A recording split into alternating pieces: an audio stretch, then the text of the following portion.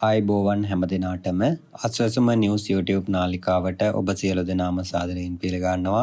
ඉතින් අස්වැසුම සම්බන්ධයෙන් වෙන අලුත්ම තොරතුරු නිවැරදිව හරියටම දැනගන්න අස්වැසුම නිවුස් YouTube නාලිකාව ඔබ තාමත් subscribe කරලා නැත්නම් අදම subscribe කරන්න.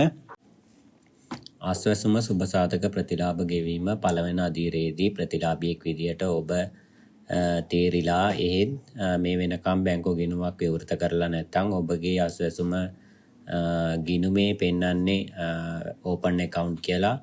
ඉතින් ඒක විසඳ ගන්න මේ දවස්වල අවසාන නිවේදනයයි කියලා නිවේදනයක් ඔබට ලැබෙනවා. ඉතින් ඒ නිවේදනය සම්බන්ධයෙන් තමයි කතා කරන්න හදන්නේ. ඉතින් මේ නිවේදනයේ මෙන්න මේ විදිහට සඳහන් වෙනවා.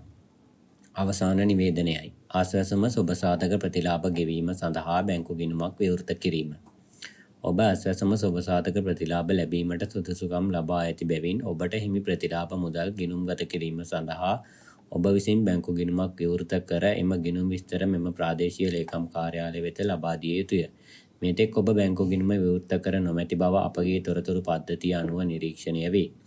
එබැවින් 2023 ජූලි මාස සිට ඔබට හිමි ප්‍රතිලාභ මුදල් ගෙවීමට නොහැකි වී ඇත. එසේ හේයින් පහත සඳහන් පරිදි ක්‍රියා කරනමින් කාරුණිකව දන්වමි. මෙම ප්‍රාදේශීය ලේකම් කාර්යාලයට අස්වැසුම සුබ සාධක තොරතුරු ඒකකය වෙත පැමිණ ඔබ වෙත ඇති QR කේතය හෝ ජාතික හැඳුනුම්පත ඉදිරිපත් කර බැංකු ගිණුමක් විවෘත කිරීම සඳහා වන ලිපිය ලබා ගන්න.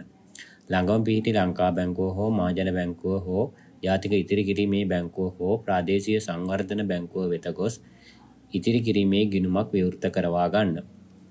ඔබ වෙත ජාතික හැඳුනුම්පතක් නොමැති නම් ජාතික හැඳුනුම්පත් තක් ඇති පවුලේ අස්වැසුම සමාජිකයෙකු වන වෙනත් වැඩිහිටියෙකු නමින් ගිණුම විවෘත කළ හැකියි.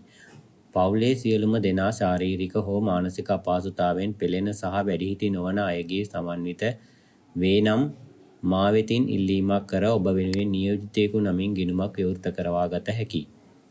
ඔබ හෝ පවුලේ කෙනෙක් නමින් හෝ නියෝජිතයෙකු නමින් හෝ ගිණුමක් විවෘත කිරීමට නොහැකි යම් විශේෂිත අපහසුතාවක් වේ නම් 2025 මැයි 15 වන දිනට පෙර මේකේ 15 දිනේ කියලා සඳහන් වුණාට 2025 5:31 වෙනකන් ඔබට මේකට කාලය දීලා තියෙනවා.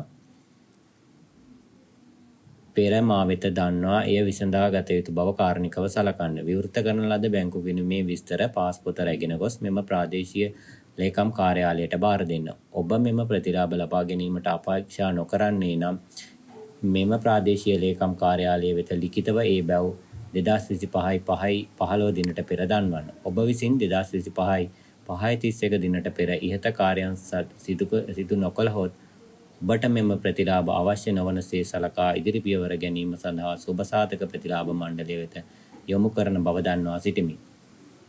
ඉතින් ඔබට අස්වැසුම අහිමි වෙන්න පුළුවන් මේ දේ සඳහා කටයුතු නොකළොත් ඒ සම්බන්ධයෙන් දැනුවත් කරන ගමන් අස්වැසුම සම්බන්ධ අලුත් තොරතුරු එසැනින් දැනගන්න අස්වැසුම නිවුස් YouTube නාලිකාව අදම subscribe කරන්න.